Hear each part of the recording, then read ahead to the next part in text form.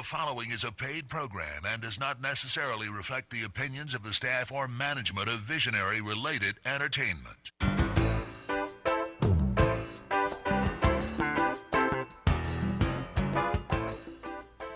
Aloha and welcome to Maui Nonprofit Notes.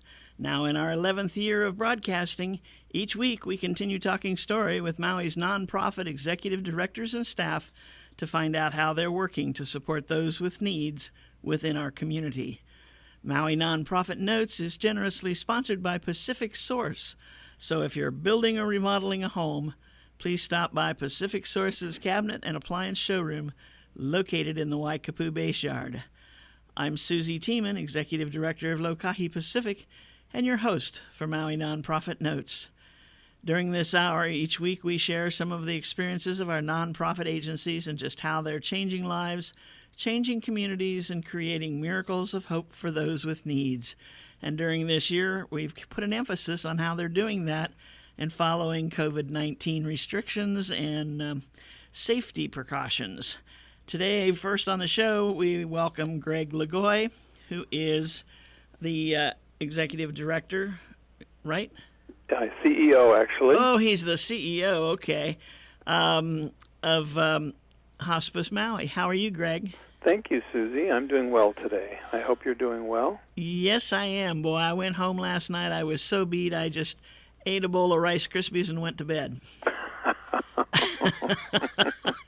And then I got up this morning and I was raring to go because I'd already had my breakfast. You got to do that once in a while. Yep. I think that's a good plan. Yeah. So you folks, I know traditionally during the month of November, which is National Hospice Month. There you go. You have a fundraiser which you work with the different restaurants around the islands. We do. We've called it Dine Out for Hospice Maui. We've done it for 10 years. The idea is that in November it tends to be a slower month, and Tuesday tends to be the slowest day of the week, so we figured that if we held a fundraiser in which we talked it up and advertised and drove business to the restaurants, then if they shared some portion of their proceeds with us, it would be win-win all the way around. With COVID-19 being as it is, we didn't even entertain for a moment asking the restaurants to participate in something like this, because it's not, we'd be in a sense asking them to be donors, and they are one of the suffering groups in this whole thing, and so we're not asking anything of them this year. We put out a little thank you note of appreciation for their participation in past years and urging people to support them, but we're not having our dine out this year. And a lot of people are going to miss that. Amongst many other things, no doubt. That's right. I think 2020 is going to be recognized for the things we missed. That's probably true. Yeah, and like so many people, we hope it stops at the end of 2020 and that we can get back to enjoying some of these things that we have missed. Yeah, certainly that would be a wonderful, wonderful thing. Now I know you guys. This is kind of a big year for you because after 39 years of serving the community, you're about to celebrate this is actually the 40th November you've been in business. Is that right? That's right. We and you have to pick a significant date. Our significant date is the date that our articles of incorporation were filed, and that's November 16th, 1981. But we were in operation for 3 years before that as an unincorporated group of, coalition of people who were intent upon improving the care for people at the end of their lives. And so it started with a steering committee, and it moved from there and became incorporated November 16th, 1981. So this is coming up on our 39th anniversary, which is, as you pointed out, the 40th November 16th for us. And so starting then, we'll be talking it up that we're in our 40th year of serving this community. And it's been nothing but successful, right? I would, there's a credibility problem when a person in the organization says, yes, it's all good. So I have to start by acknowledging that that's a tricky question to answer. And at the same time, I can say that we have served this community, I think, exceptionally well over the last 41 years. I can tell you that we have a quality assurance and performance improvement committee of staff, and then we have our board of directors has a patient services committee that's charged with making sure that the care we give is up to speed. And Medicare requires us to work with a contractor, a Medicare-approved contractor, who sends a survey out to family members after their loved one has died. And this is nationwide. And we are one of the hospices, there's not very many, that are consistently above national averages on those responses in every category every year. Wow. And so there is this objective way of noting how hospices are, it's called Hospice Compare. You can actually go onto a website and look at what that is. And so it's a measure of what people feel about the care that they've received from us and whether they would recommend that care to others. And that's something that the general public can take a look at? That's right. Wow. Very You can good. just Google Hospice Compare and go from there. There are two parts to the website. One of them is the reports from families, and the other is statistical data pulled from medical records. And once we realized that there's a little game to that, because we were looking at some of who we knew are the better providers in the state and who we knew took a lot of shortcuts, and the ones that were corporate and took the shortcuts were the ones with better scores from their medical records. We thought, what's going on? And so there are things that you can do before those medical record pieces are surveyed to make sure that every one of them lines up. And as long as you've got somebody on staff and that's their focus, has nothing to do with patient care, nothing to do with quality of care. It has only to do with playing, this sort of game with your medical records. So we learned that about a year ago, so we're also right near the top of that now too. But for a while, it looked like, gee, how come the legacy hospices have got the very best patient satisfaction and the very worst scores on these other measures? And that's what it is. And we've all the legacy, meaning the hospices who were born from need in the community like ours. They're on all the islands. So we've learned and we've picked it up. But on the family satisfaction, we're consistently at the very top. And I think that is something that our organization feels a deep commitment to maintaining. And that's important. I mean, that it's a natural thing. If the care is given and the people appreciate it, I'm sure they respond. And I've seen some of the letters and things that you've gotten, and I know several people who've used your services, and they have nothing but good to say, if not great, about how you exceeded their expectations. Mm-hmm. It's a hard time for most people, well, for everybody, I would think. Yeah, it tends to be a difficult time, and so part of what we do is make sure our staff is mindful at all times of the challenges people are going through, so that their interactions with these people are as kind and considerate and helpful as possible. So it's amazing I probably told you this before. We have our 5-bedroom hospice Holly that we built. It's going to have its 4th birthday December 2nd. and it's just 5 beds. And in a usual year now, we're serving about 500 different people. And in calendar 2019, we had 141 admissions to that 5-bed holiday. So it's really serving a huge number of people. That's 15% of all the deaths on Maui. Oh my goodness. Okay, now just a little clarification on that. Why would someone be brought to the Holly for their last days? So there's a few different scenarios. One is, the most frequent is they're in the hospital, they're in ICU.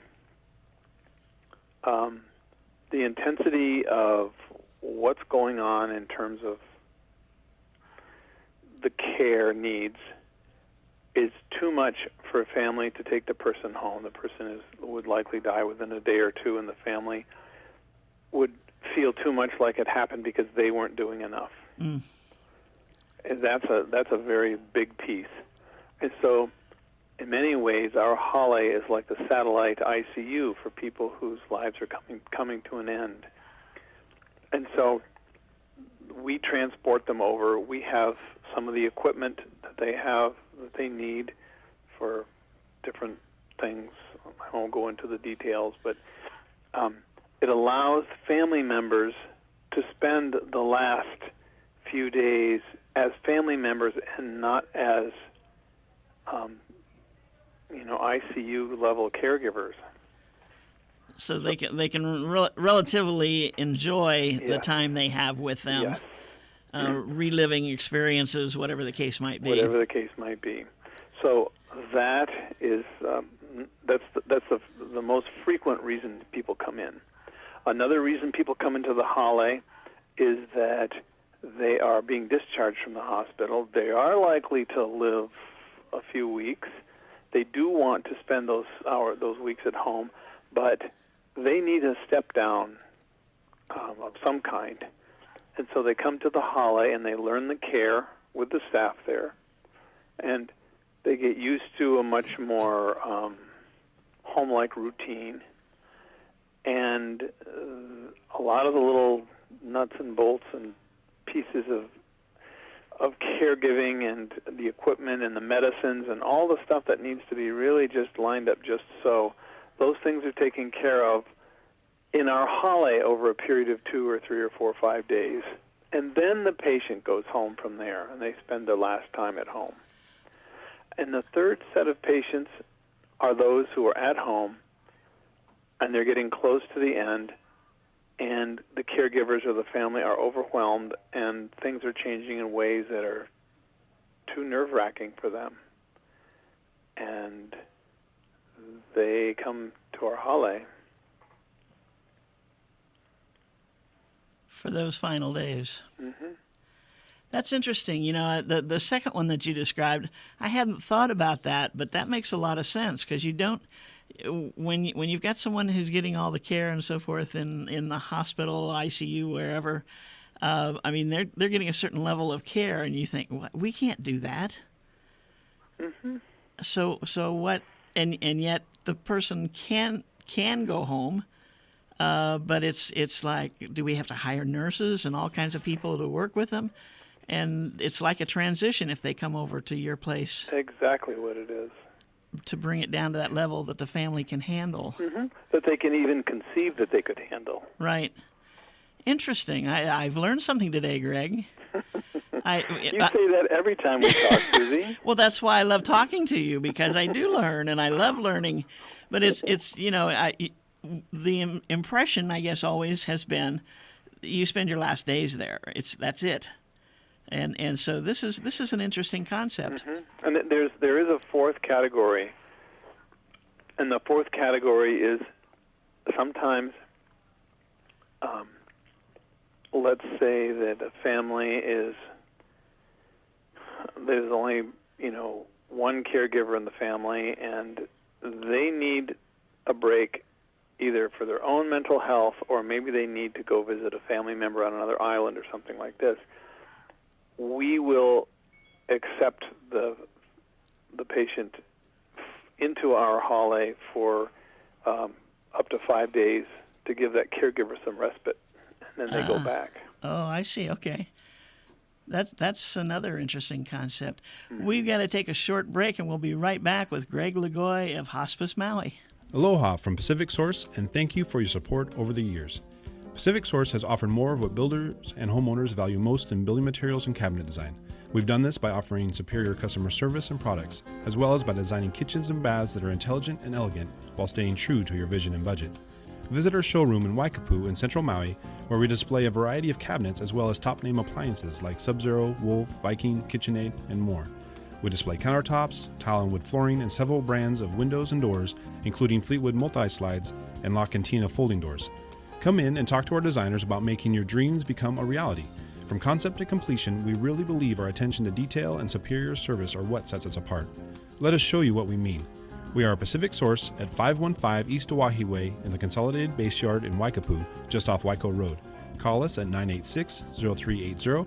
That's 986-0380, or look us up online at packsource.com.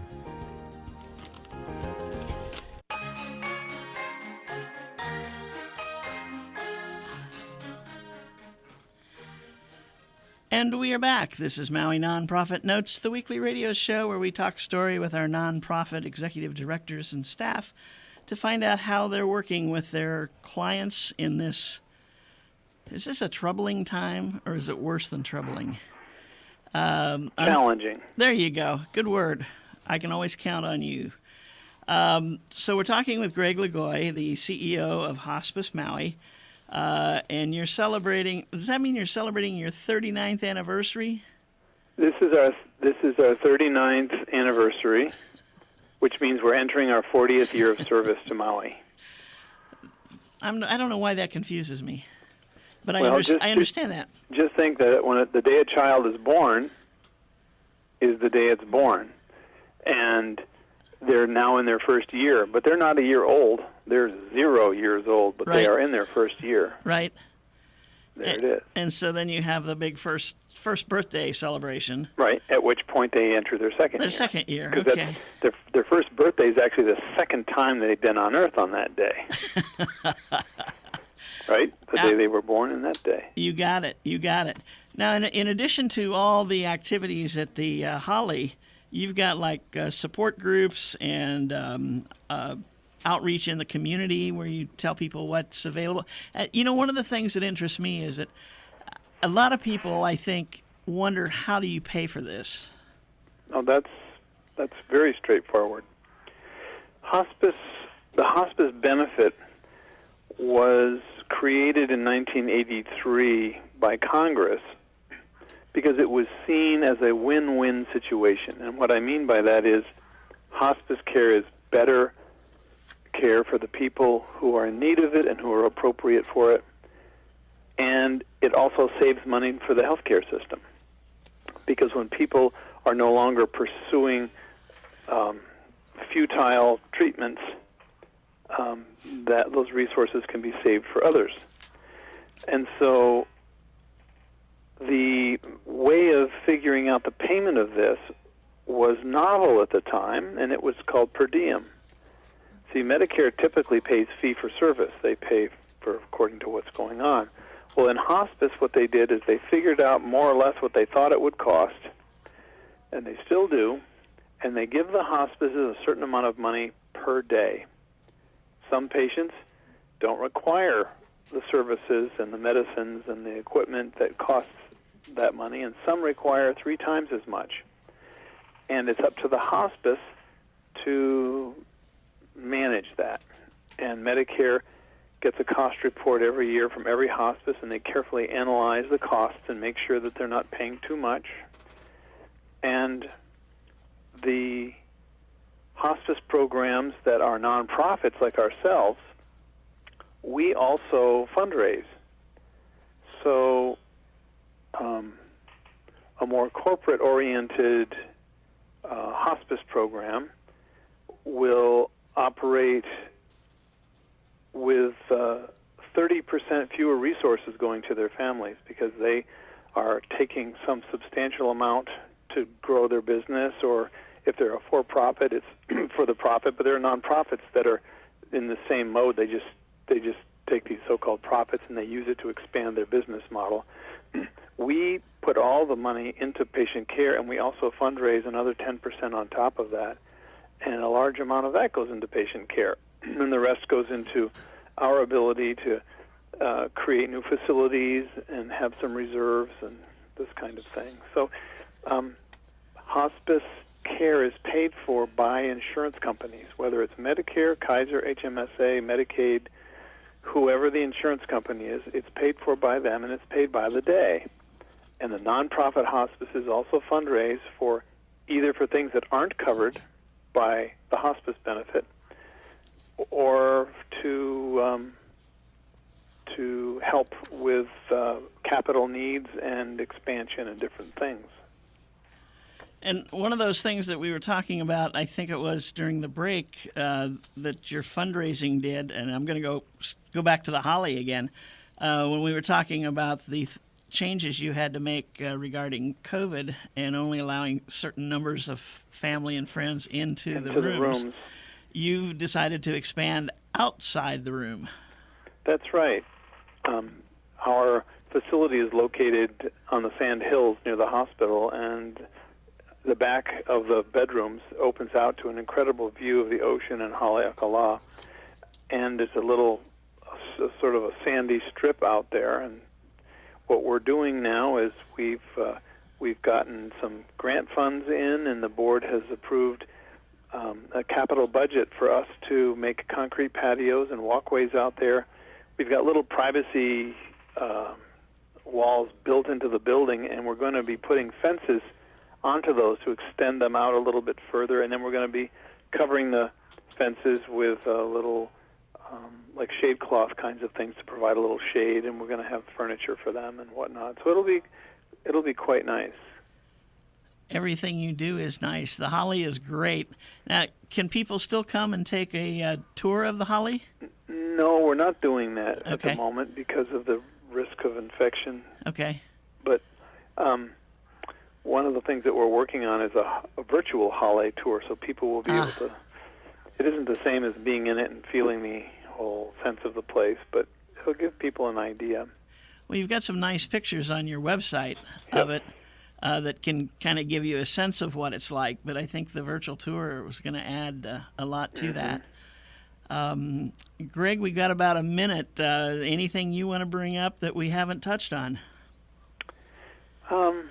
I just want to express the thanks of our staff and our board to the Maui community for allowing us and our program into their homes, and to enrich those of us who work for Hospice Maui are deeply enriched by the work we do, by getting to know people in a very sensitive and difficult time, and we feel very privileged. So our gratitude and thanks to everybody. And we thank you as well. The website for taking a look at those photos I just mentioned is hospicemaui.org. Can't get any simpler than that. Our phone number is the simplest as well, in case you want to call. Oh, wait a minute. 244-5555? Yep. I remembered it. 244-5555. Call and check it out. It could change, in my thinking, it's going to change the whole picture of those final days. Yep. And the memories that one carries forward also will change. Greg? Yeah, it's dramatic. And I know you've been there, 30 of the 40 years? Yep, 30. Wow. It'll be 31 in February. What'd you do, start there when you were 18? Funny girl. Hey, thanks for joining us today, Greg. We'll be back with you probably in the new year. Well, thank you, Susie. I appreciate it, and I appreciate Pacific Source for their role in underwriting this show, and I wish you well. Thank you, and I want you to stay safe, stay healthy, and keep up the good work. Aloha. Aloha, Greg. That's Greg Lagoy, the CEO of Hospice Maui. We're going to shift gears now, and we're going to talk to a couple of people Let's see. If I'm going to be politically correct, I introduce the board president first, right? It's it's my pleasure to introduce Bard Peterson, who's the president of the board of Maui Economic Opportunity. And in his spare time, he's the manager of the Kahului branch of First Hawaiian Bank. Aloha, Susie. And I'm Thank sure you. there's part of another part of a title there. It's always changing. Oh, so just call you manager. Manager's fine. Okay, very good, very good. And he has brought along, no, he hasn't. She brought him along. This is Debbie Kabibi, the CEO of Maui Economic Opportunity. Hi, Debbie. Hi, Susie. How are you today? I'm doing fine. Doing fine. So it's unusual for us to have a two-timer here. Okay. However that fits, I'm not sure. That may be not the right words. But are we celebrating something? Are we announcing something? Or what? They've got this look on there. I wish you could see the look on Debbie's face. Something's up. Well, with MEO, there's always so much to talk about. True. Especially these days. Right. So, Debbie thought it'd be a good idea. I'm a relatively new board chair for MEO. July? In July. Yeah. I've been a volunteer at MEO for over 20 years, but I'm learning a lot more about all the programs that MEO has, and so that's part of it. And there's quite a few things we can talk about how we're helping the community and Right. a few things going on. Well, I noticed there's one thing that just ended was the HELP program. And, I mean, it's ended as far as applications, but I'm sure the work is continuing at MEO. Yeah, we closed down the applications on the 31st of October, and we will be processing those applications through November 12th, which will then give our fiscal department 2 weeks to send out all the checks and close the books and get the final report in, because it is CARES Act money, so it is time sensitive.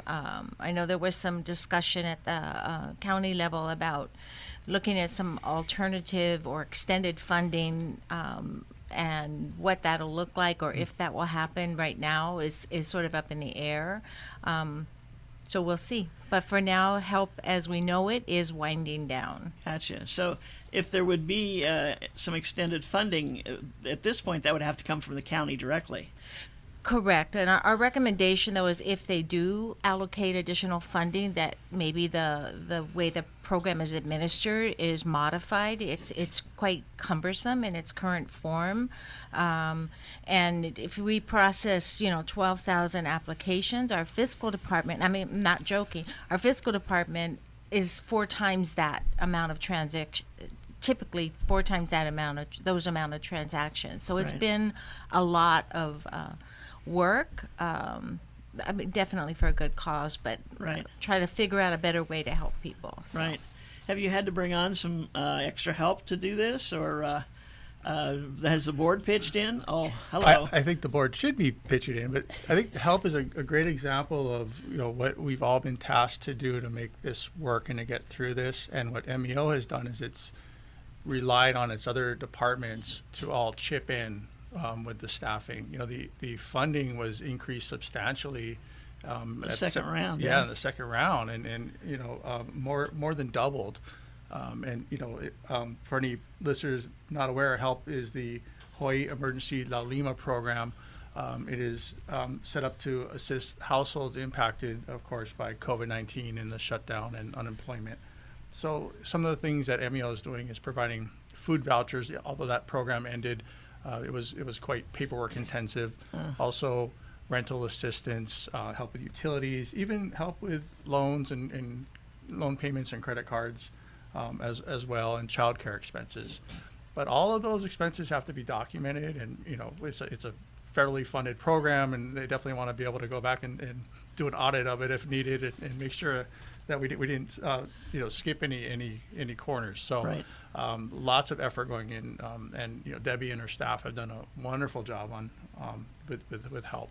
That's great. Yeah, I know we've had a few people who we've gotten checks from MEO for their rent in our buildings, and I can see how that can certainly help those folks, and we have no idea what else they got, but we do know the rent part. But there's another rent program that's going to be starting that's funded by a community development block grant through the county, CDBG, and it's HUD people that are at the 80% area median income. Don't ask me what that is off the top of my head. I don't know.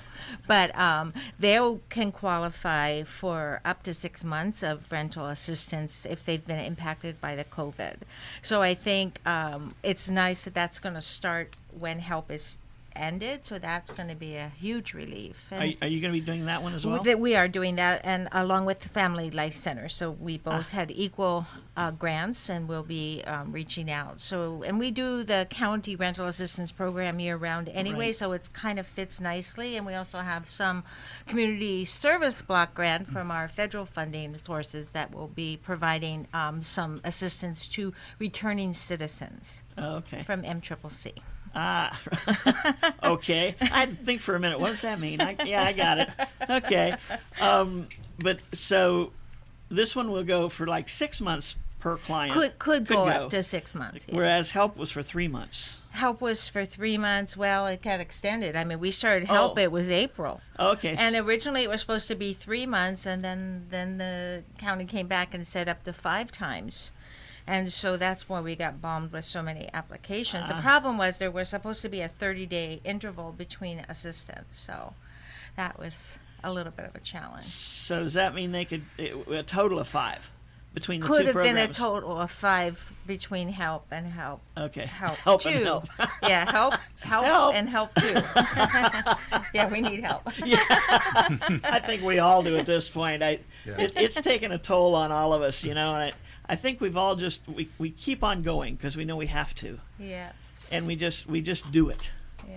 And I think it's that attitude that distinguishes the nonprofits who are involved in the various programs and have people who rely on them. I mean, I look at that like our tenants and some of the other people that we work with, and I think, where would they go without us? Yeah, we were supposed to be celebrating our 55th anniversary this year, and it just, I mean, nothing was the way that we thought it was going to be, You didn't try to do it virtually? So there's an annual gala was planned, and that was postponed to June, thinking, well, maybe it's a 30 to 45 day Yeah, situation right. here. And Didn't we all? here we are in November now. And no end in sight. I think nonprofits always have faced challenges over the years. There's always something, but nothing like COVID. And you hear I don't like the term new normal, which we hear quite a bit, because there's nothing normal about this really. I think Hawaii is really challenged because of our reliance on tourism and restaurants, and those are the most impacted businesses, and it's impacting so many in our population. We have the highest unemployment in the nation. We have the worst economy right now in the nation. The latest forecast is it's going to take until 2025 to return to 2019 levels in our goodness. state.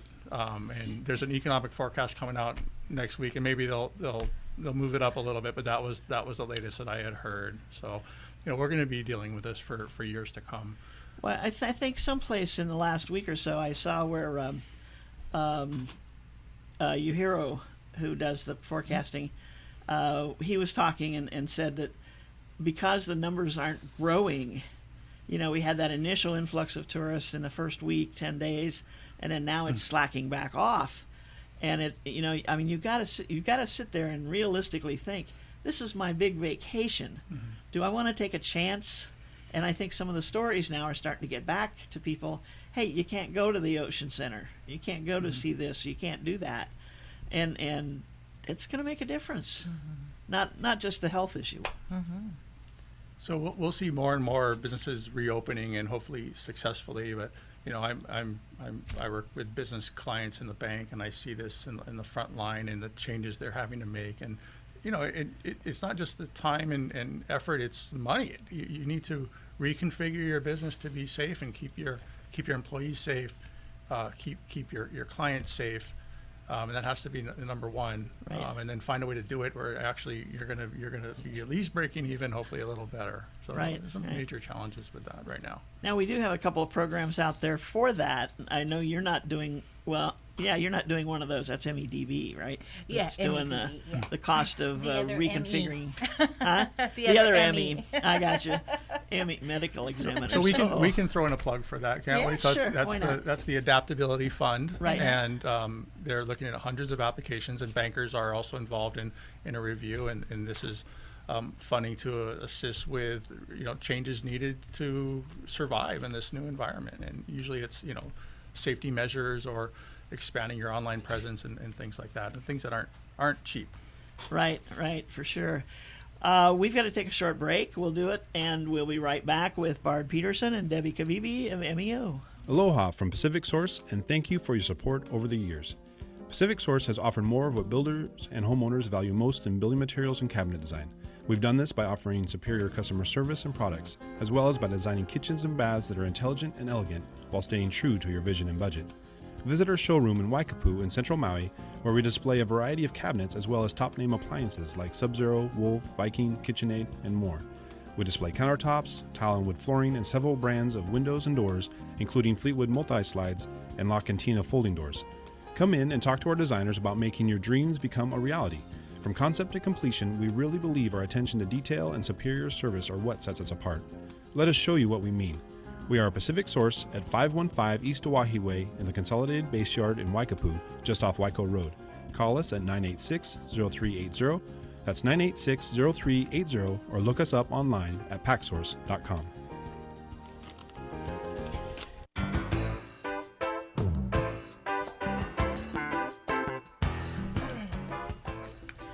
And we are back. This is Maui Nonprofit Notes. Talking story with our nonprofit executive directors. Gary, you got to quit looking at me like that. It just my mind goes blank because I'm not going to go into it. Anyway, this is Maui Nonprofit Notes, the weekly radio show where we talk story with our nonprofit executive directors about how they are assisting their clients in these tumultuous times. I think that's a good word. Because it's one day it looks like things are better, and the next day all of a sudden reports come out, and you go, "Oh no, come on!" We have an event, then all of a sudden we have a holiday, and we've got a series of holidays coming up here in the next few weeks. So anything can happen, and MEO serves clients in many different ways and many different kinds of clients. Transportation, I would think, was one of the things that was probably hit the hardest initially, right? Yeah, probably the ridership is about half of what it normally would be, and a lot of that is due to, particularly on the human service transportation, due to not having a congregate meal sites. They're not doing excursions. The day health has been off and on because they've had challenges with some health concerns in their facilities. So trying to do things differently, but still wanting to keep in touch with the kupuna. So we did a virtual senior fair this year, which was the first time. That was just a couple weeks ago. Yeah, it was interesting. It was fun. We had a little technical difficulty with the Facebook Live portion, but it was live on Akaku and it was on Zoom, and then it was posted on the Facebook later. And we had a lot of vendors participate. We had little 60-second infomercials, and we had entertainment in between, and we had a fitness group that did little spots spread out throughout the event to kind of. And then the following week we did swag bag swag bag drive-through events, and gave out all the bags that they normally would collect at the. And you did that at different locations, we right? did So it was close to 5 everybody. different locations. That was a little challenging. I probably would, you don't know what you don't know. Right. So if we have to do it virtually again next year, let's hope not. We might do that a little bit different. But it was fun, and whatever bags we had left, we delivered to the Rosalani place where they've been under lockdown for quite some time Right. in different places. So it's been good. Yeah. So one thing we've had to get used to in this new environment are these virtual meetings, and we're all doing this via Zoom or GoToMeeting and these different platforms. And Debbie and her folks have got it down by now. But can you imagine, hosting an event for hundreds of seniors, virtually, and pulling it off? Right. One funny thing I noticed on the last meeting that we had with our committee with Debbie, she had her IT person in the meeting on one of the screens, so she's figured it out that things can kind of go awry in these virtual meetings, and you need to have someone who can quickly jump in and fix things. So yep. I got a kick out of that. Now, you the senior dinner or the annual dinner? We did the Kupuna luncheon. Yeah, we did that virtually. That was the first virtual event we did. We had over 3,000 participants on that. 48th annual. Yeah, and it was similar. It was similar to. We did infomercials and a lot of performances and recognized the different legislators spoke. Actually had that many seniors It was that could log on and do this? Well, because it was the Facebook Live and it was on Zoom and it was on Akaku and we had statewide people participating. Okay, so Akaku probably was a big part of that. Akaku was a big part. I was surprised how many seniors don't have cable, which we found out. So they don't have cable, and some of those who do, Zoom just is beyond them. Right, but even though it's simple. So the Facebook Live is a big hit for them because a lot of them have figured that out because that's how they keep contact, I think, with their grandkids or whatever. Oh, really? So, yeah. Interesting. Oh, these seniors are into it. Well, they almost have to be now because for a lot of people, even a local family where you can't go visit your relatives on neighbor islands, they're learning how to do that because you just don't want to just talk to them. I mean, you want to know that grandma looks like she's okay, right? I mean, that's a big piece of it. Yeah. No, you may sound fine, but sometimes there's something going on, and you want to be able to spot that. I think even with our board, all of our board meetings and committee meetings have all been online, and we have representatives on Molokai. We have representatives on Molokai and Lanai, so that's kind of been, and I think from a board chair's perspective, how's that been for you? Oh, it's been a bit of an adventure at times. We have a very unique board at MEO. It's called a tripartite board, and that means that we have representatives from different sectors, 3 different sectors. So we have a government sector, private business, and also low-income residents, and it ensures that we have a maximum participation to support the mission. My seat is actually represents State Representative Justin Woodson, and congratulations to Representative Woodson. Had a great result last night. We have some other representatives, local officials, or individuals holding seats for local officials. So we have Ned Davis, our former board chair, holds a seat for Roz Baker. Scott Okada holds a seat for Angus McKelvey. And Mike Nobriga, everybody knows Mike, holds a seat for Kyle Yamashita. And we have one more, Cliff Alakai, from Maui Medical Group. He holds a seat for Troy Hashimoto. We're honored to have Council Member Tasha Kama on our board, and she's very engaged and active in meetings, and it's wonderful to have Tasha on the board. And the mayor is also represented by Darlene Indrino. So really a very broad group of folks, and that's just the government sector on the board. But holding these meetings virtually has been, everyone's getting it down. We're not quite there yet. I gave a speech, my acceptance speech, and you have been on a call with the echo, and I had the 2 microphones going and the echo, and everybody was probably looking at each other. I kept going for 5 minutes with this terrible echo, and now I know better. So. And the seniors on our board were very, very polite and never called you out on that. They did not. They did, but no, I got through it. So after that, this is a piece of cake here today.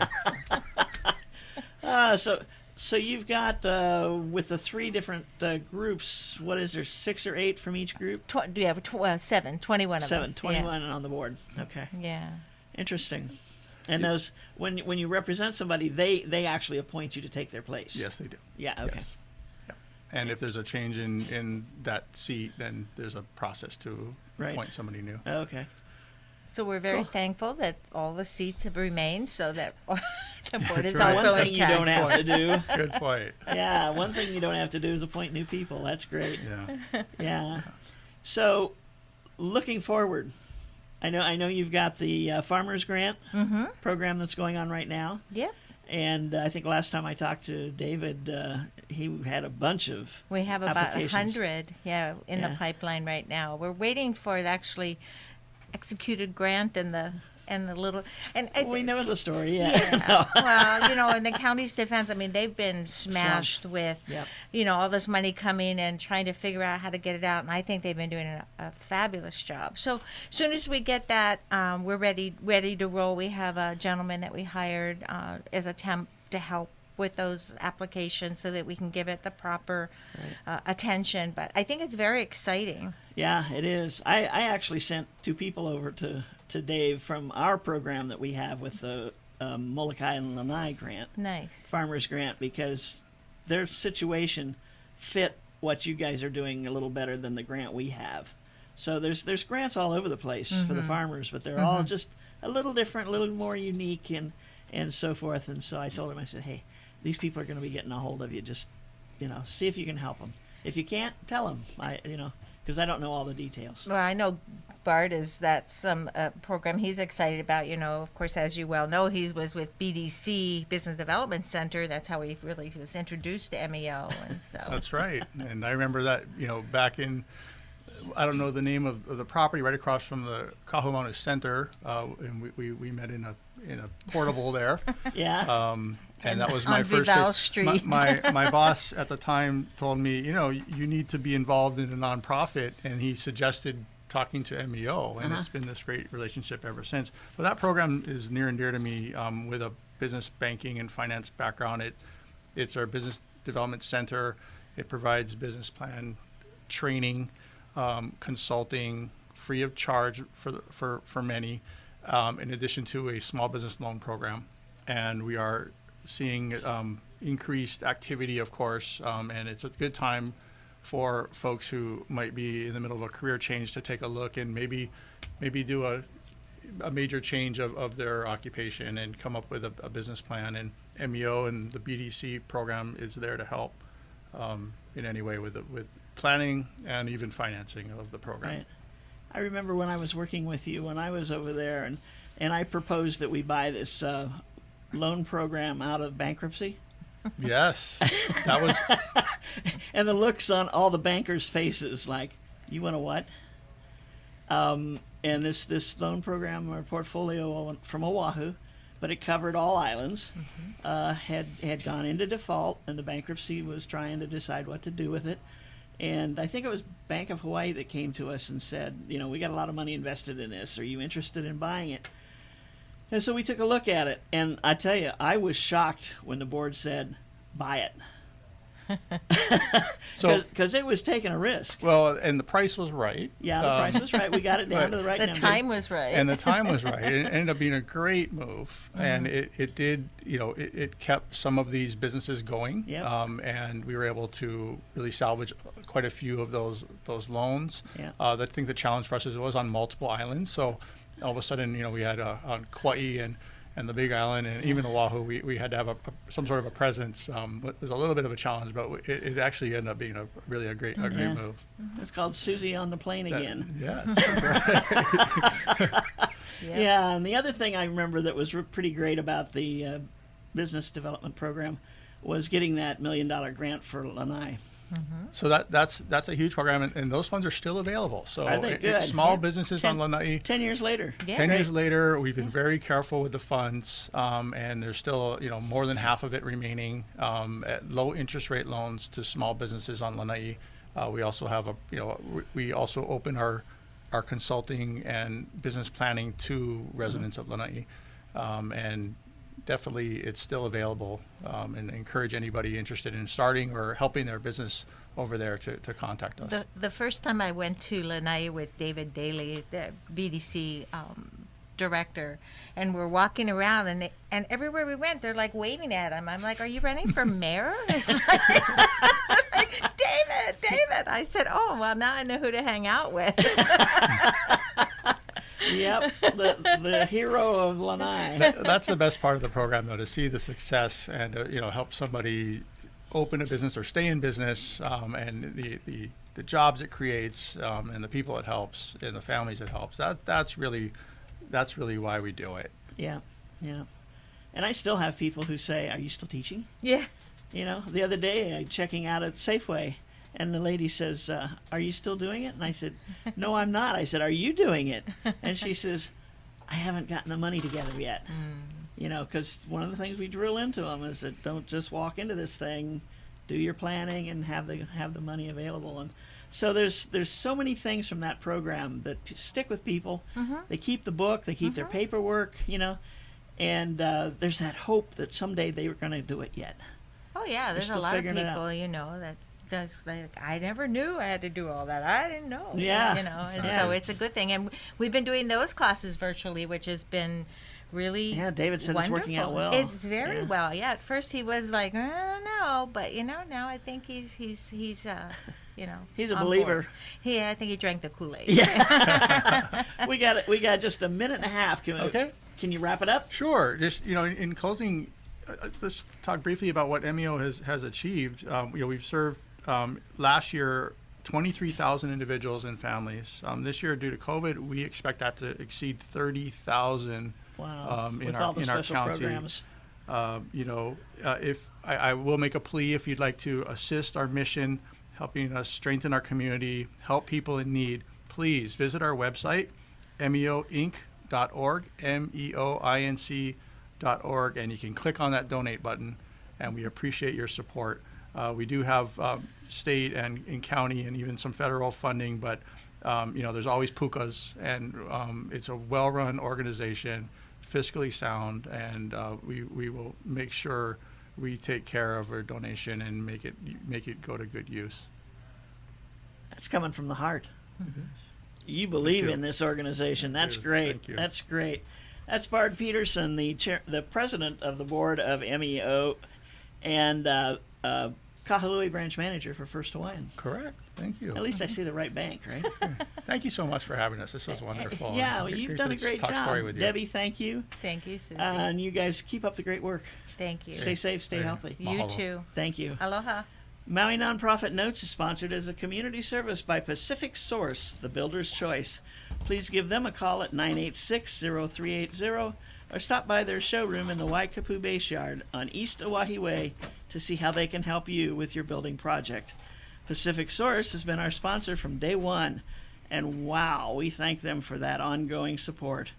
To you, our listeners, we thank you for the response our agencies get from you regarding the activities that we talk about on this program. Am I running out of time? Oh, I got a minute. Oh, wow, okay. The Maui Nonprofit Directors Association's mission is to provide personal and professional support to nonprofit executive directors, their organizations, and the community of Maui. Please visit our website at mauinonprofit.org for a list of member agencies. And if you see one there that you'd like to learn more about, just click on that name and it'll take you to their website. Today we visited with the folks from Hospice Maui and from Maui Economic Opportunity and got an update on what their agencies are doing. Sometimes I just have to hear the music, We want to thank you all for tuning in. Don't forget to join us again next week, same time, same place, when we'll be featuring two other representatives of agencies that are members of the Maui Nonprofit Directors Association. Until then, I'm Susie Tiemann, Executive Director of Lokahi Pacific, and your host for Maui Nonprofit Notes. We want to thank you for joining us today. Stay safe, stay healthy, but have a great week. Aloha, everyone.